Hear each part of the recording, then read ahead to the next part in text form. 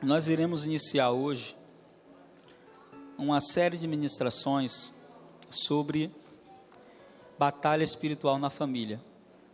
Amém?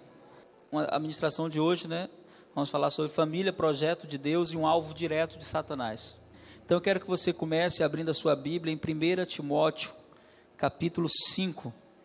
1 Timóteo, capítulo 5. Nós vamos ler o versículo de número 8, é o nosso versículo de início nessa noite. 1 Timóteo, capítulo 5, versículo 8. Esse versículo é um dos versículos que deve estar grifado na sua Bíblia, marcado, para que você, todas as vezes que o lê, seja confrontado assim como eu sou. Vamos ler, diz assim, 1 Timóteo, capítulo 5, versículo 8. Mas se alguém não cuida dos seus, e especialmente dos da sua família, negou a fé, e é pior que o incrédulo. Mas se alguém não cuida dos seus, especialmente dos da sua família, negou a fé, e é pior do que o incrédulo. Quantos acharam que esse versículo é muito forte? É uma afirmação que nos constrange. O projeto principal de Deus é família. Quando o Senhor idealizou a humanidade, Deus não pensava em outra coisa, Deus pensava em uma família. Paulo, apóstolo, em Efésios capítulo 3, versículo 14, ele diz assim: por causa disso, me ponho de joelhos perante o Pai de nosso Senhor Jesus Cristo. Aí no versículo 15 ele diz: do qual toda a família, tanto no céu como na terra, toma o nome. O projeto inicial de Deus é a família. O desejo de Deus é que nós sejamos uma família de muitos filhos semelhantes a Jesus. Por isso o reino de Deus é um reino de filhos de Deus, amém? Para você entrar nesse reino, não dá para você entrar sendo servo, não dá para você entrar sendo outra coisa, você só pode entrar nesse reino, só pode fazer parte desse reino, se você se tornar filho, senão não dá para você fazer parte desse reino, isso é um fato. E quando nós começamos a entender essa verdade espiritual, nós vamos perceber o seguinte: quando o homem caiu, quando eles pecaram lá no Éden, o primeiro ataque direto de Satanás foi a família. O irmão matou o próprio irmão. Então foi um ataque direto à família. Por quê? Porque Satanás sabe que a família é o projeto original de Deus. De todas as visões que a igreja tem, a igreja é vista como corpo, a igreja é vista como edifício, mas a igreja é vista também como família. Quando nós começamos a entender isso, nós vamos perceber que lá no Éden, Deus estabelece o homem no jardim, e o desejo de Deus é que cada casa, cada lar seja um Éden, amém? Mas tinha uma serpente que apareceu por lá, e essa serpente que apareceu por lá e provocou a queda do homem, ela continua insistindo nos nossos dias em destruir aquilo que Deus estabeleceu, que é a família. E o grande plano de Deus, o grande projeto de Deus, ele se estabelece quando alguém resolve crer naquilo que Deus tem. Quando você crê naquilo que Deus tem, você entra no propósito, amém?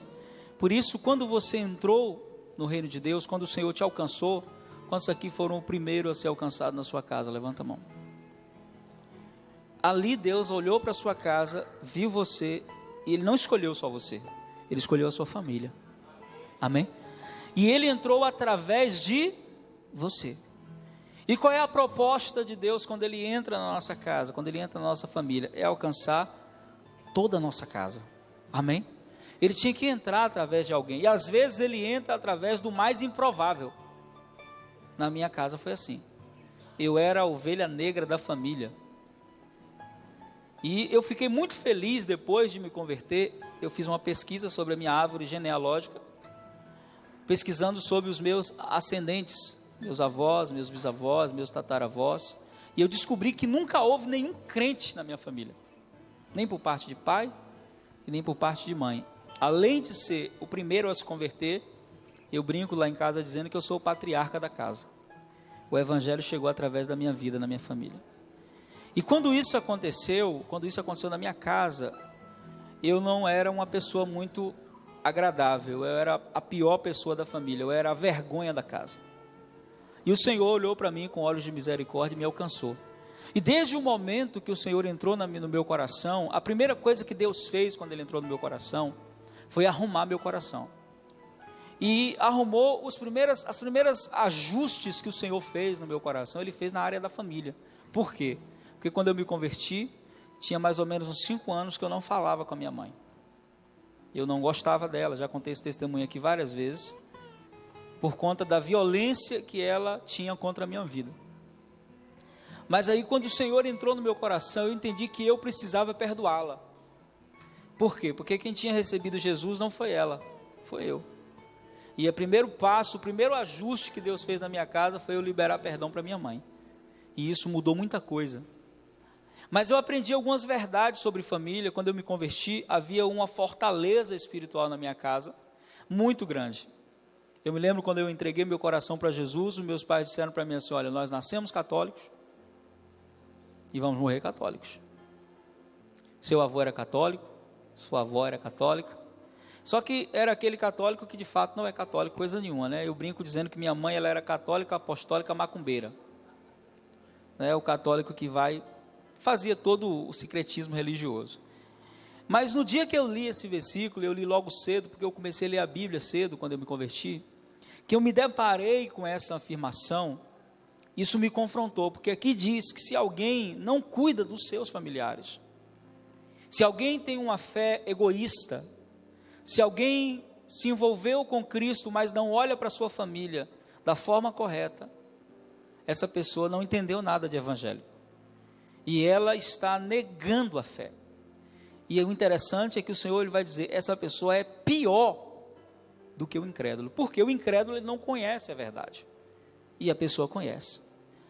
E aí quando nós começamos a olhar para esse texto, nós vamos descobrir o seguinte: algumas verdades que nós vamos aprender durante essa série de ministrações. Uma delas é que nós precisamos entender que enquanto nossa casa inteira não se rendeu a Jesus, e isso não aconteceu ainda na sua casa, mas vai acontecer em nome de Jesus, enquanto a nossa casa inteira não entregou-se para Jesus, nossa casa ela é um campo de batalha, isso é fato, e o campo de batalha diário, porque você pode ir para qualquer lugar, mas você tem que voltar para casa, não é assim?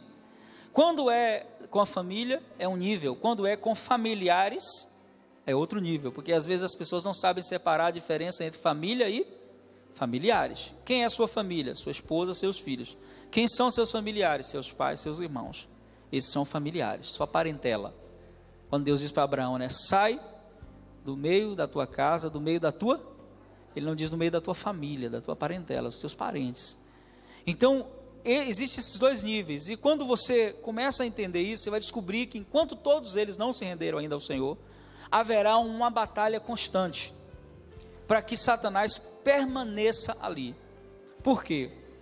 Porque o inimigo, ele conhece de fato o histórico da nossa família, ele conhece a tua casa, ele conhece a tua família, ele sabe tudo sobre a tua casa, ele conhece a história das gerações da tua casa, porque demônio não envelhece. Tem espíritos que estão operando na sua família, que operam na minha família, nos meus familiares, melhor dizendo, que eles estão lá há gerações.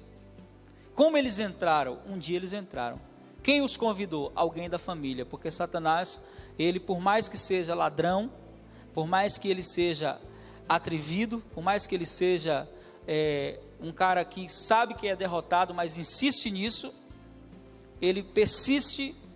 E ele só pode entrar quando alguém da família o convida. Existem várias formas de convidá-lo. Uma forma é o pecado direto, e existe o pecado indireto. A gente vai estar explicando isso. Mas por que ele entra? Porque ele quer permanecer. Tanto Deus quanto o Satanás, eles têm uma mentalidade geracional. Deus quer permanecer na sua descendência por gerações, amém? Mas o diabo também não abre mão disso. Ele não quer só destruir uma pessoa da família, ele quer ficar ali. E como é que ele entra? Por onde ele entra? A porta principal se chama pecado. Diga para o seu irmão, a porta principal se chama pecado. Amém? Que pecado? Existem vários tipos de pecado.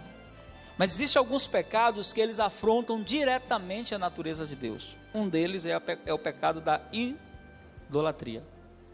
Esse pecado, ele é diferente de todos os outros pecados. Porque quando nós pecamos ofendendo alguém, nós ofendemos a pessoa e pecamos contra ela. Quando nós pecamos algum corpo do nosso corpo, nós ofendemos a nós mesmos. Mas quando nós cometemos idolatria, é uma ofensa direta ao nosso Deus. E aí é onde Satanás consegue estabelecer o seu território, é onde ele consegue estabelecer o seu reinado. E essa consciência, ela precisa haver em cada um de nós. Enquanto não houver uma conversão total, haverá uma batalha constante. Depois vai haver uma batalha para se manter na fé, amém? Mas é uma batalha para guardar o território. Agora a nossa batalha é para conquistar o território. Então diga para o seu irmão assim: você está batalhando para conquistar seu território. E você vai conquistar em nome de Jesus. Quantos creem que vão conquistar em nome de Jesus? Amém? Então, a batalha agora é para conquistar.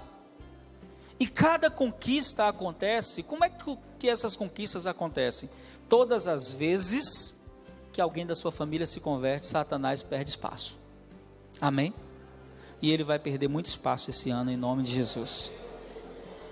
E a grande questão nessa batalha, a primeira coisa que eu tenho que ter consciência, de que eu estou numa batalha, amém? Isso tem que ser uma consciência, irmão, eu tenho que ter essa consciência. Eu estou em uma batalha. Nessa batalha que eu estou guerreando contra um inimigo que já sabe que é derrotado. Satanás, ele já sabe qual é o final da luta entre você e ele já sabe. O final é que ele é derrotado. Mas o que ele faz? Ele se aproveita de você não conhecer às vezes os seus direitos, de você não saber como guerrear, e aí dentro disso ele ganha vantagem. Essas vantagens, elas podem durar meses, elas podem durar anos.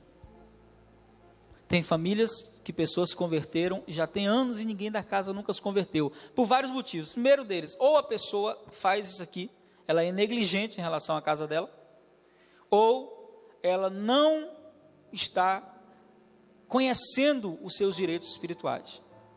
E aí eu quero contar um pouquinho do testemunho da minha família, só para motivar seu coração a guerrear, amém? Quando eu entrei no Evangelho e Jesus me alcançou, a minha família, como eu falei, era católica, apostólica, macumbeira. E eu entrei dentro de uma dimensão de muita fé, acreditando que Deus iria libertar minha família. Só que eu não via possibilidade disso acontecer. Sabe você olhar assim e não ver como? Quem tem essa visão assim? Pastor, eu olho assim, eu disse, meu Deus, eu não sei como é que vai acontecer não. Eu era assim, eu olhava e dizia assim, não. Primeiro, meus pais são analfabetos, então já tem essa desvantagem, eles não vão ler a Bíblia. Minhas irmãs foram criadas nisso aí, desde pequeno, como é que eles vão se converter? E aí eu aprendi algumas verdades sobre família, muito importantes. A primeira delas, família você não ganha com palavras, família você ganha com testemunho. Se eles não verem uma mudança na sua vida, eles não vão acreditar no que você está falando.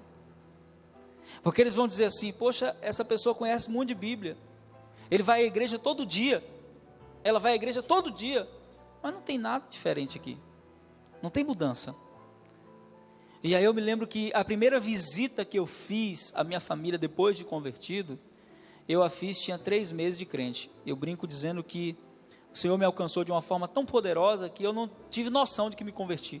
Eu só percebi de fato que eu tinha me convertido quando eu fui visitar minha família. E aí eu encontrava pessoas da minha família que me viam assim, poxa, ele mudou mesmo, né? Ele mudou, aconteceu alguma coisa diferente. Só que o diabo, ele vai querer sempre envergonhar você. Por quê? Porque por mais que você seja uma bênção, por mais que você seja usado na mão de Deus, por mais que você seja instrumento na mão de Deus, na sua casa você sempre será aquele filho, você sempre será aquela irmã, não é assim? Lá em casa eles me chamam de Gil, porque eles me chamam de Gil desde que eu era pequeno. Quando eles estão hoje diante de algumas pessoas estranhas, eles chamam de Pastor Santos, mas é raro, né? E isso não me incomoda de forma alguma, pelo contrário, eu me sinto muito bem por saber que eles respeitam isso de uma forma muito clara. Mas Satanás, ele tenta colocar no coração das pessoas da sua família, de que você continua sendo a mesma pessoa. E para tentar mostrar isso, ele vai tentar te envergonhar. Por quê? Porque se você for envergonhado no meio da tua família, você acaba perdendo a autoridade. E quando alguém perde a autoridade, meu irmão, no mundo espiritual, ele praticamente perdeu tudo. Para ele resgatar essa autoridade, Deus precisa criar uma circunstância que traga esse resgate. Amém? E a primeira coisa que Satanás tentou fazer comigo, na minha casa, foi quebrar minha autoridade espiritual. Como? Eu já contei esse testemunho aqui, mas quero repetir para muita gente que não ouviu. Eu fui visitar meus pais, e aí eu estava lá ouvindo uma música de adoração, e uma das minhas irmãs tirou a música que eu estava ouvindo, né? E colocou uma fita na época do El Chan. Começou a rebolar na minha frente, né?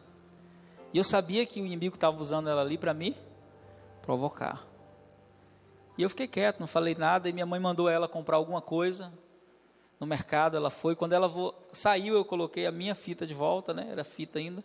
Continuei ouvindo louvor, adoração. E aí então ela voltou e tirou, não se contentou só em tirar a fita dessa vez, ela tirou, jogou no chão, quebrou, pisou em cima. E eu falei, você quebrou minha fita? Quando eu falei isso, ela me deu um tapa na cara.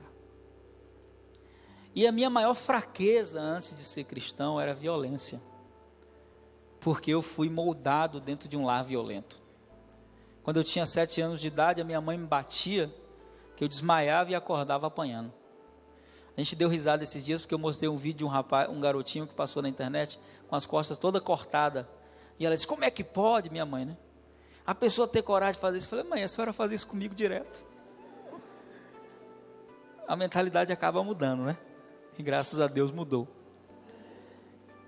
E como o inimigo sabia que a minha fraqueza era o quê? O que ele quis provocar quando ele deu esse tapa? Quando ele usou minha irmã para dar esse tapa? Ele queria provocar uma ação igual à do passado. E aí eu me lembro, né, que quando ela me deu o tapa, eu me levantei, eu olhei para ela assim, e me subiu um negócio assim por dentro, que não era de Deus aquilo. E eu imaginei como eu iria bater nela, né? E aí ela ficava gritando na minha frente, reage, seu covarde. E eu dei meia volta, entrei no quarto e fui orar. E eu fiz uma oração que hoje, quando eu conto, tem algumas pessoas que ficam assustadas quando eu conto a oração que eu fiz, né? Mas a minha oração foi mais ou menos assim, Deus, eu quero matar ela. O Senhor sabe que eu quero sair lá fora. Foi verdade. E eu quero quebrá-la no pau. O Senhor sabe disso, não sabe? O Senhor me conhece. E se o Senhor não fizer nada agora, isso vai acontecer. Então eu estou te pedindo em nome de Jesus, faz alguma coisa. E quando eu comecei a orar, porque a palavra do Senhor diz que Ele se mostra sincero para com os... Não adianta querer esconder de Deus o que você está sentindo, Ele sabe, irmão. Então é melhor chegar diante de Deus e confessar o que está com vontade de fazer do que fazer. E aí quando eu comecei a fazer isso, eu comecei a chorar, um choro de quebrantamento, e eu saí lá fora, e quando eu saí, minha mãe estava argumentando com ela, e perguntou para mim, o que aconteceu? Eu falei assim, ela bateu nele. E minha mãe olhou para mim e falou, você é irmão mais velho, deu uma surra nela. Me deu direito legal agora, né? Só que eu não poderia fazer mais isso, né? E eu virei para ela e falei assim, não, minha mãe, eu não vou bater nela não, eu quero dizer para você que eu te perdoo. Em nome de Jesus. Não quero seu perdão não, seu crente safado. Sim, mas eu te perdoo em nome de Jesus. Porque na verdade, ela estava sendo usada pelo inimigo. Um dos maiores erros na nossa batalha espiritual com a nossa família, sabe qual é? É achar que os nossos inimigos são os nossos familiares. Eles são apenas fantoches na mão de Satanás. E se você reagir aos ataques como se fosse uma afronta pessoal, você nunca vai conseguir conquistá-los para Jesus. E aí quando isso aconteceu, eu não fiz nada, mas anos depois, ela se casou. Depois que ela se casou, ela foi fazer um exame de rotina e diagnosticou um câncer nela. E as mãos que não foram usadas para agredi-la, foi as mãos que Deus usou para curá-la. E ela foi curada e não tem sequela nenhuma. Então as suas mãos é para abençoar, a sua vida é para abençoar a sua casa, é para abençoar a sua família. Hoje ela é uma serva de Deus. E Deus fez isso de uma forma extraordinária. Mas ali eu pude perceber o seguinte: eu precisava que Deus fizesse algo na minha casa, para que o milagre acontecesse, para que Deus visse, porque tem algumas casas, irmãos, que Deus só vai trazer a pessoa, só vai trazer ela, o familiar, se acontecer alguma manifestação do sobrenatural. No natural a pessoa não vem. Quem sabe que é assim na sua casa, pastor? Eu sei que lá em casa é assim. No natural a pessoa não vem. Na minha casa eu tinha certeza que no natural ninguém viria. E aí eu me lembro que eu comecei a orar e dizer a Deus assim: Deus, cria circunstâncias na minha casa para que o teu poder se manifeste. Essa foi minha oração durante anos. Deus, cria circunstâncias na minha casa para que o teu poder se manifeste. E quando você pede isso, eu quero ensinar um segredo para você, amém? Para você ficar mais conformado nessa noite. Deus não faz milagre em circunstância boa. Deus só faz milagre em circunstância ruim. Quem está vivendo a circunstância ruim, isso não é problema, amém? Isso é matéria-prima de milagre. E em breve o milagre vai acontecer. Se você crê, diga: eu recebo essa palavra, amém? Deus não opera algo extraordinário quando está tudo bem. Para que aconteça uma manifestação extraordinária, é preciso que haja alguma coisa fora do controle humano. Se você está vivendo alguma situação fora do controle humano na sua casa, você está com Deus Todo-Poderoso com você, e você pode ver algo sobrenatural acontecer. Tudo depende da forma como você encara as circunstâncias. E eu, desde muito cedo, encarei com muita fé. Eu falei: olha, Deus, eu creio que o Senhor vai fazer algo extraordinário. E aí eu me lembro, quando eu estava já estudando para ser pastor, aconteceu o que eu chamo de a consequência necessária para que Deus fizesse o sobrenatural acontecer. Estava aqui em Salvador, morava aqui na época, meu pai me ligou, me chamou para uma conversa, e as palavras dele foi a seguinte: vamos lá para Jequié, de onde nós somos, para você ver sua irmã pela última vez. Eu tenho 5 irmãs e um irmão, e essa irmã que estava doente, ela era a segunda, eu sou o mais velho, ela é a segunda, e era mais perto, então era a mais amiga de todas, até hoje é uma das mais chegadas. E aí quando ele me falou isso, eu pensei que tinha acontecido um acidente, alguma coisa assim, repentina. Ele disse assim: mas por que vê-la pela última vez? Não, porque ela teve uma doença, ela passou por uma situação e os médicos não conseguem achar o que ela tem.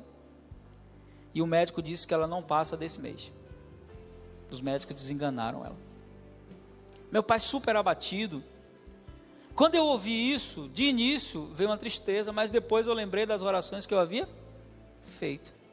E aí eu fui lá conversar com os meus pastores na época, e disse: olha, eu preciso de 1 mês para ficar com minha família. Ele disse: não posso te dar 1 mês, só posso te dar 20 dias. É o máximo que eu posso te dar, segurando tudo aqui que você faz. E aí eu desci para o interior com meu pai, e quando eu cheguei na minha casa, havia um clima de luto. Sabe quando o espírito da morte já está reinando na casa? Estava assim, um espírito de luto, de morte. Minha mãe, uma multidão de velas acesa, rezava sem parar. Tudo que poderia ter sido feito já tinha sido feito. Tudo começou com uma simples dor que ela sentiu do lado. E aí ela foi levada ao hospital. Os médicos rapidinho pensaram que era apendicite, cortaram ela e não era. Então fecharam de novo, e quando foram examinar, encontraram um caroço do lado oposto. E aí quando abriram para tirar o caroço, não estava lá, havia desaparecido. Então fecharam ela e o caroço agora estava na frente. E aí o que fazer agora? 3 cirurgias em menos de 90 dias. Ela caiu de 68 quilos para 30 quilos. Ela ficou uma caveira em cima da cama. E isso acontecendo, Satanás fazendo a festa na minha casa, fazendo o que ele queria.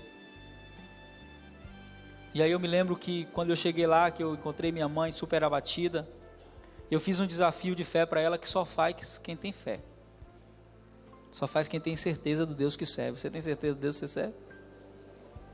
Virei para ela e falei: minha mãe, há quanto tempo a senhora está rezando? Desde que ela ficou doente. Melhorou? Não, o que fizeram foi forte. só está piorando. Eu disse assim, eu quero fazer um desafio com a senhora. Já vem você com esses negócios de crente. Eu falei, não, eu quero fazer um desafio com a senhora.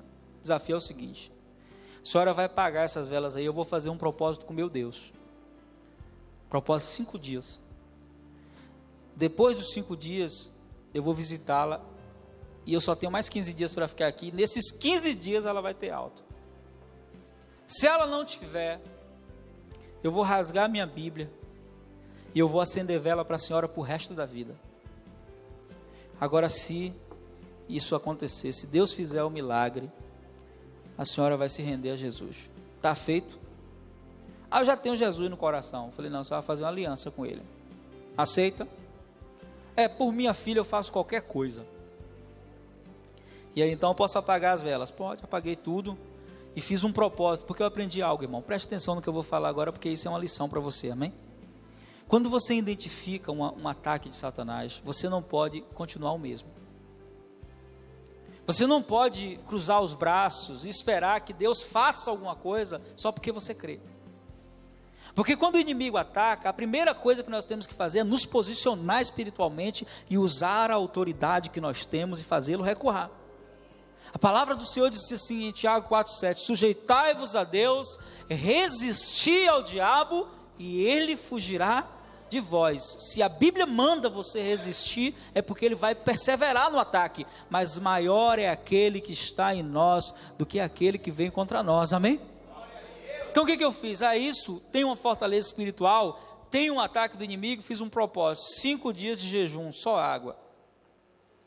Entrei no quarto, eu pegava a foto dela, e eu orava, dizia, Deus, envia os teus anjos lá onde ela está, e todo espírito de morte está proibido de tocar nela, todo espírito de enfermidade, solte ela agora. E comecei a orar, 5 dias, aí minha mãe chegava e dizia, você não vai visitar a tua irmã, não é? Ela pergunta por você, ela sabe que você está aqui. Eu falei, calma, só vou na hora certa. E aí no 5º dia, entreguei o propósito, e eu sabia que ela não comia nada, tudo que ela colocava na boca, ela fazia vômito. E aí eu passei no mercado, comprei algumas frutas, orei, apresentei a Deus e levei para ela. Só que eu não tinha visto ela ainda. A imagem que eu tinha na minha mente dela era aquela menina bonita, do jeito que eu deixei quando eu saí de casa. Mas quando eu entrei no hospital, que eu olhei ela em cima da cama, eu vou trazer a foto semana que vem para vocês verem. Era uma caveira em cima da cama. Quando eu vi aquilo, meu coração se encheu de dor. Me veio lágrimas nos olhos, mas o Espírito Santo falou comigo de uma forma muito poderosa, dizendo para mim assim, não chore, lembre-se da casa de Jairo. E eu lembrei na hora de quando Jesus chegou na casa de Jairo, ele disse para as pessoas o quê? Não chore, a criança não está morta.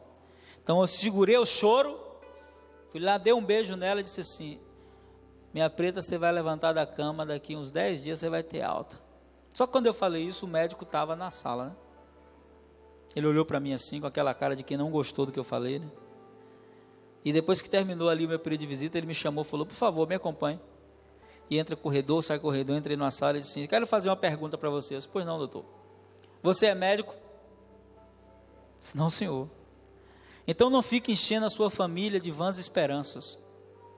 Sua irmã tem uma doença que ninguém sabe o que é. Eu já sou o 3º médico que está cuidando dela, porque os outros desistiram.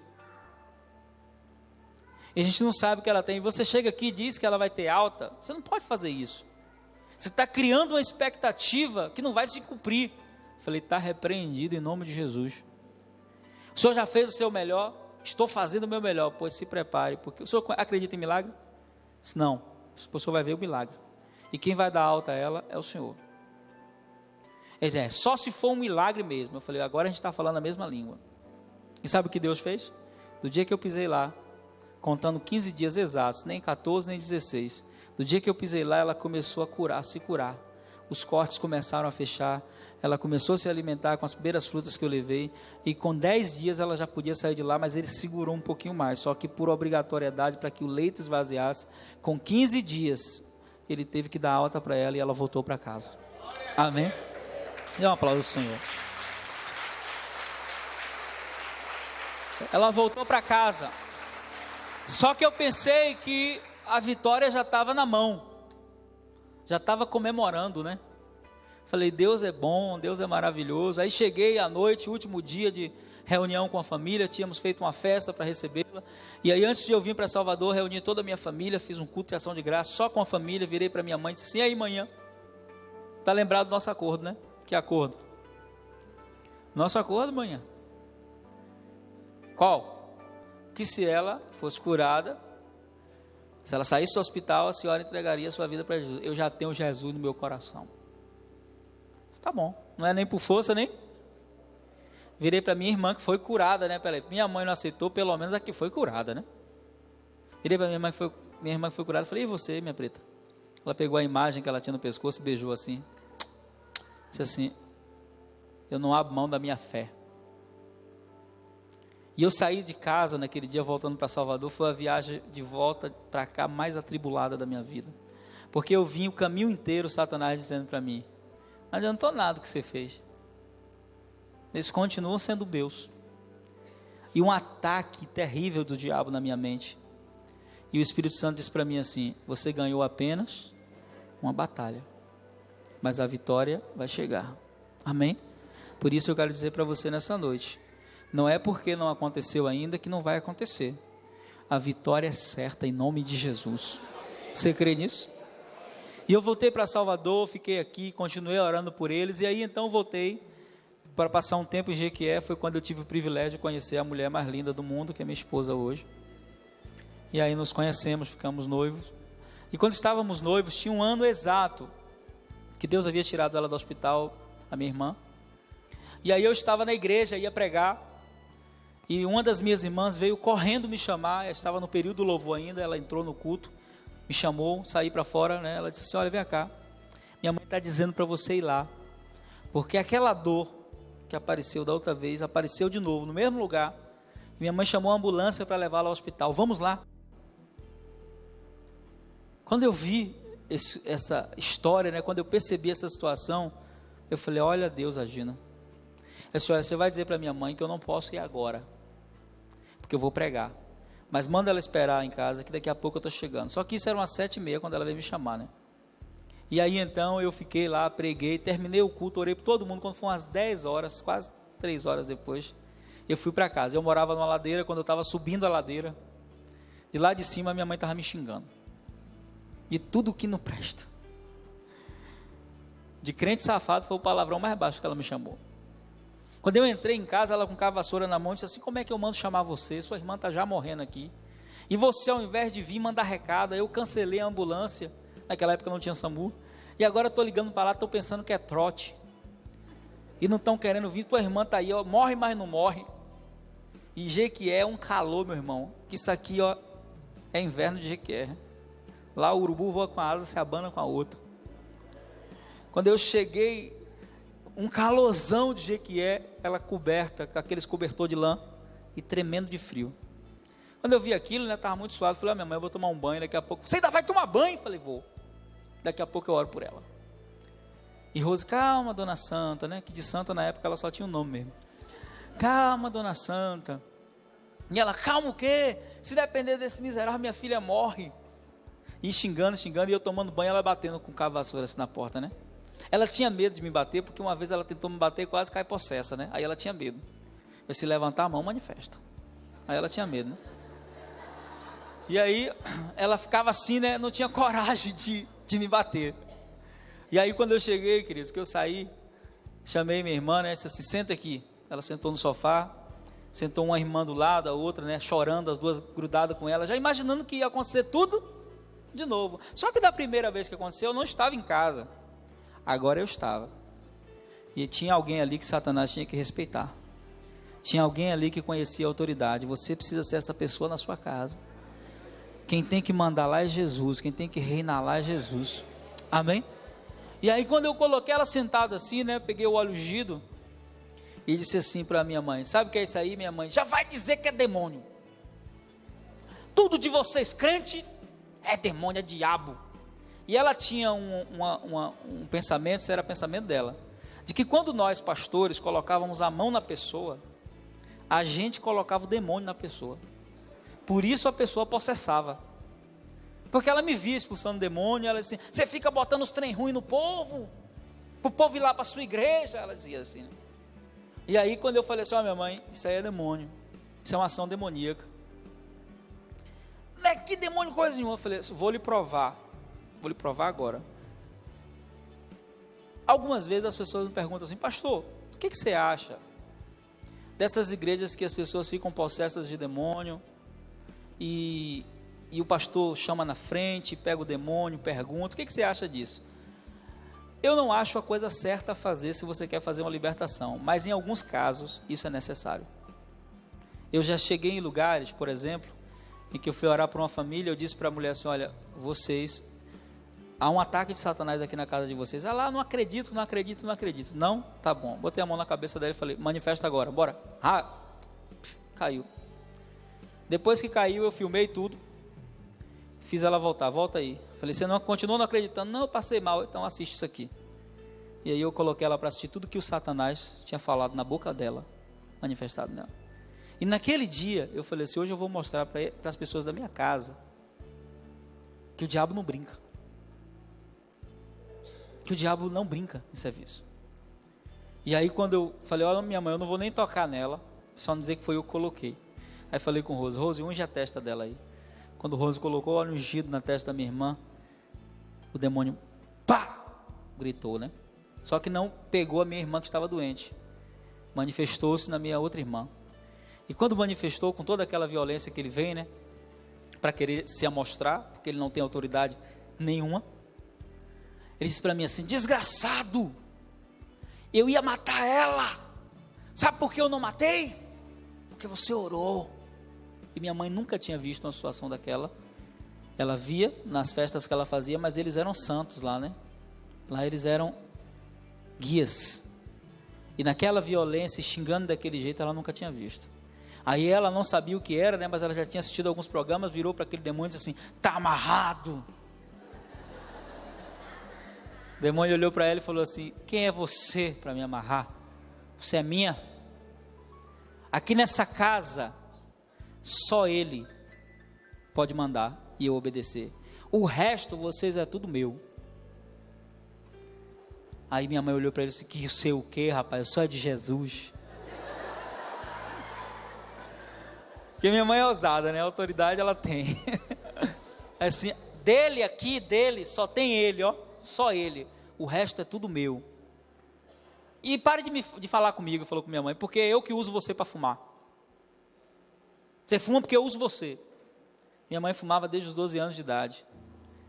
Quando isso aconteceu, ela tinha uns 40 anos, eu acho. Aí ela foi lá na carteira de cigarro, jogou no chão, pisou em cima. Pois a partir de hoje, eu não fumo mais. E graças a Deus, nunca mais fumou. Aí disse para minha mãe, mesmo você sem fumar, você é minha, porque você me dá comida. Enquanto ele estava falando essas coisas, eu deixei, porque eu queria que ela percebesse o que estava acontecendo ali. Aí depois eu falei, tá bom, você já falou demais, agora em nome de Jesus, me diga uma coisa, por que essa doença veio parar nela? E minha mãe tinha uma confusão com a vizinha da casa do lado, por conta de uma bica que a vizinha colocou e molhava lá em casa. Briga de vizinho. Só que a vizinha, ela era do candomblé. E um dia, numa das confusões, essa minha irmã que ficou doente, ameaçou bater nessa mulher. E a mulher falou assim, você nunca mais vai tentar levantar a mão para mim. E aí, essa ameaça se transformou num trabalho de bruxaria para um demônio chamado Exu Caveira. E esse demônio conseguiu tocar nela, porque ela não tinha proteção do céu. Quando não há proteção do céu, Satanás pode sim tocar. E aí, essa enfermidade veio, e esse demônio disse assim, olha, eu coloquei, quem é você? Exu Caveira. Você que é o chefe aí, né? Sou eu mesmo. E eu ia matar, eu só não matei por causa de você. Ah é? Pois agora essa doença vai sair em nome de Jesus, você nunca mais vai tocar nela. Essa vizinha, que era do candomblé, hoje é cristã, graças a Deus, toda a família dela. Eu orei muito para o Senhor alcançar eles, e o Senhor fez isso, amém? Mas aí, quando isso aconteceu, eu aproveitei a oportunidade para fazer o que eu precisava fazer. E aí eu fiz uma pergunta que mudou muita coisa dentro da minha casa. Qual era o maior pecado da minha família? Idolatria. Eu virei isso então para aqueles demônios e disse assim, onde é que você está escondido aqui nessa casa? Não vou falar não, que eu sei o que é que você quer. Você vai falar. em nome de Jesus. Por quê? Muitos dizem assim, pastor, não é bom ficar falando com ele, porque ele é o pai da mentira. Quando você libera um decreto de autoridade, ele tem que falar o que você quer ouvir, e não o que ele deseja falar, porque você está falando debaixo de um decreto de autoridade, amém? E assim, olha, fala logo, onde é que você está escondido? E aí, ele desamarrou as mãos e mostrou para trás assim, ó. E atrás, lá atrás, era o altar com as imagens que minha mãe tem. Quando ele mostrou para o altar, minha mãe olhou para ele e disse assim, você é ousado mesmo, viu? No meu santo. E aí ele olhou para minha mãe e deu uma risada, e disse assim, que santo o que, sua idiota? Ali somos nós. Você serve a gente. É a mim que você dá comida, é a pombagira que você dá comida. E começou a falar. Quando ele terminou o diálogo dele, disse assim, então é ali que você está escondido, é. Eu falei, e agora minha mãe? Minha mãe olhou para mim com a cara triste. Disse, meu filho, quebre tudo aí. Se desfaça disso. Joga fora. Aí, meu irmão, aproveitei a oportunidade. Deu 2 sacos de imagem assim, né? Eu brinco contando que quando eu comecei a quebrar, porque eu não mandei o demônio embora, eu quebrei na frente dele, né? Então eu peguei no pescoço de Corme, Damião querendo correr, eu falei, não. Jorge desesperado batendo no cavalo, eu falei, não vai escapar ninguém aqui. E aí quebrei tudo, 2 sacos assim. Naquele dia, a idolatria caiu por terra na minha casa, amém? Hoje, até os meus familiares que não são cristãos, que tem alguns ainda que não são mais idólatras, todos eles são monoteístas, acreditam em um só Deus, que é o nosso Senhor. Por quê? Porque Deus criou uma circunstância ali, que fez com que Satanás fosse envergonhado, e eu quero que Deus faça isso na sua casa. Deus vai criar uma circunstância na sua casa, que Satanás vai ser envergonhado, e sabe quem Deus vai usar para envergonhar ele? Você, na autoridade do nome de Jesus. Se você recebe, diga, eu recebo essa palavra, e dê um aplauso poderoso a Jesus essa noite.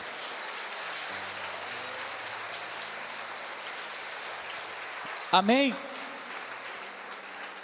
Então esse testemunho, ele ensina várias coisas para você. A primeira delas, primeira coisa que você precisa aprender nessa noite: há uma guerra a ser travada. Diga isso para o seu irmão, há uma guerra a ser travada. Diga assim, nessa guerra, seus inimigos não são sua família. Seus inimigos são os demônios. Amém?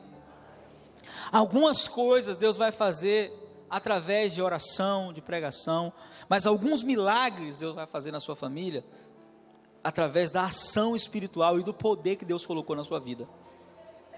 E a primeira coisa que você precisa entender é que com o demônio a gente não fica batendo boca. Quando a pessoa da tua casa estiver sendo usada pelo diabo, quando alguém da tua família estiver sendo usada pelo inimigo, ao invés de ficar brigando com ela, que não vai adiantar muito, entra no quarto, entra no banheiro, de lá dá uma ordem. Porque uma coisa que eu já ensinei aqui, eu quero repetir aqui para vocês que não estavam no dia: no mundo espiritual não existe distância. Muita gente não sabe disso. No mundo espiritual não existe. Se você tem um familiar que está lá no Japão, do outro lado do mundo, e ele sofreu um ataque das trevas, e isso chega até você, e você usar a sua autoridade espiritual e dizer assim: Satanás, em nome de Jesus, solte agora essa pessoa da minha casa. A sua voz vai ecoar lá, porque no mundo espiritual não existe distância, e lá aonde esse espírito estiver, ele vai ter que obedecer. Por quê? Porque a sua autoridade, ela não é só aqui, no âmbito geográfico, amém? A sua autoridade é nas regiões celestiais. Você tem autoridade nas regiões celestiais, e muitos cristãos não sabem disso. E aí o que acontece? Quando vem alguns problemas na família, algumas lutas na família, ao invés de agirem de forma espiritual, eles querem resolver de forma carnal, batendo boca, brigando, ficando de mal. O inimigo, ele conhece você, querido. Existem espíritos que são chamados de espíritos familiares. O espiritismo trabalha muito com esses espíritos. São espíritos que estão na família, ó, que eles sabem tudo da família, que conhecem a história da família, que tentam repetir situações de maldição, de doença, de pecado. E quando você começa a descobrir isso, você tem que ser mais inteligente que o inimigo. E muitos filhos de Deus se perdem aí. Por quê? Porque eles estão tentando vencer uma guerra espiritual com armas carnais, e não vai conseguir. Não vai. Como eu falei para você, a minha mãe, ela tinha esse respeito por mim, porque um dia, depois de crente, já pastor, ela quis me bater. Eu sabia que não era ela. A senhora, minha mãe, eu lhe respeito sua autoridade que a senhora tem sobre mim. Agora eu sei que não é a senhora que quer me bater, não. E eu não vou apanhar do diabo, não. Então, se a senhora tentar levantar a mão para me agredir fisicamente, a senhora vai cair. Duvido. Quando levantou a mão, deu uma radiada assim, né? Quase cai. Ela, o que foi isso? Que foi isso? Eu falei que foi. Depois desse dia, nunca mais. Porque uma coisa que eu aprendi, queridos, autoridade espiritual, quem sabe que tem, o diabo conhece. O diabo não respeita a autoridade espiritual de quem tem dúvida, de quem tem medo, de quem não sabe se tem ou não tem. E aí, esse versículo que nós lemos, ele nos ensina algo. A nossa família é um projeto de Deus, amém? Mas é um alvo direto de Satanás. Ele vai atacar hoje, vai atacar amanhã, ele vai atacar todos os dias. Por isso que a nossa luta não pode ser uma semana, parou, 6 meses eu volto. Não pode ser assim. Por quê? Porque Satanás não dorme, não tira férias. Ele ataca a sua casa todos os dias. Por quê? Porque o diabo veio para roubar, matar e se tem uma coisa que ele sabe fazer é isso. Ele sabe fazer essas coisas. Então nessa noite eu quero encerrar dizendo algo para você. A sua casa é responsabilidade sua. E você não deve ser negligente. Porque se você for negligente com a sua família, a palavra do Senhor está dizendo que você negou a fé. E você é pior do que o incrédulo. É uma guerra fácil, pastor? Não. Mas eu aprendi um princípio com um pastor, um homem de Deus, amigo meu, que dizia o seguinte: todas as guerras que você vai enfrentar no ministério estão na sua casa. As lutas que você está passando hoje na sua família, elas são um treinamento para o que Deus vai usar você para fazer na vida de outras pessoas, amém? No projeto de Deus não existe desperdício. Até essa luta que você está enfrentando agora na sua casa, um dia você vai encontrar alguém com a mesma luta, o mesmo problema, mas você vai haver vencido e você vai ensinar essa pessoa como é que vence, amém? Porque é isso que acontece comigo hoje. Tem pessoas que vêm conversar comigo desesperadas, pastor, está assim, calma, você está valorizando demais o diabo. Porque tem cristãos que supervalorizam o diabo, né? Porque o inimigo, a gente não pode brincar com o inimigo, porque o inimigo, ele só consegue reinar aonde as pessoas não conhecem a autoridade que tem. Se você conhecer, o lugar dele vai ser embaixo dos seus pés. Lucas 10:19 diz que você vai pisar serpentes e escorpiões e toda a obra das trevas, e nada absolutamente te fará dano algum. Quantos creem que isso é verdade? Sabe por quê? Porque nenhum demônio tem autoridade maior que o nome de Jesus. Nenhum espírito maligno tem autoridade maior que o nome de Jesus. Só que muitos filhos de Deus não têm essa experiência. Tem filhos de Deus que nunca expulsaram um demônio, que se acontecer, eles não sabem nem como é que faz. Nunca. Por quê? Porque ele não conhece a autoridade, não lê a Bíblia como deve. Ele não sabe como agir nem reagir diante de uma circunstância de ataque. Então, queridos, nessas quintas-feiras que a gente vai estar aqui, eu queria que você viesse, para que você aprenda quem de fato você é em Deus. No dia que você descobrir a autoridade que você tem, coitado do diabo, você verá que vai acontecer uma aceleração de resposta na sua família, na sua casa. Você verá que aquelas confusões que existem vão acabar. Você verá que muito problema que você enfrenta hoje é a ação demoníaca que pode ser vencida usando a autoridade espiritual que você tem. Amém? E para que isso aconteça, nós vamos ver o sobrenatural na nossa casa. Você crê nisso? Então, nessa noite, eu quero que você guarde isso no seu coração. Existe uma guerra sendo travada, amém?